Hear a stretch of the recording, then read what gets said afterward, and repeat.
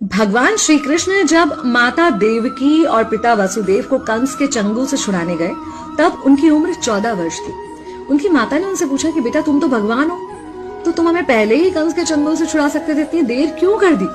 तो कृष्ण जी ने कहा, माता क्या पिछले जन्म में आपने मुझे 14 वर्ष का वनवास नहीं दिया था? माता हैरान रह गई, बोली ये क्या कह रहे हैं आप? तब कृष्ण जी ने बताया कि पिछले जन्म में मैं राम था और आप थी माता कैकेयी, और आप ही ने मुझे 14 वर्ष का वनवास दिया था, और कर्म फल से कोई नहीं बच सकता माता, इसलिए आपको 14 साल का ये दुख सहना पड़ा। तब आश्चर्यचकित होते हुए माता ने पूछा, तो फिर यशोदा पिछले जन्म में कौन थी?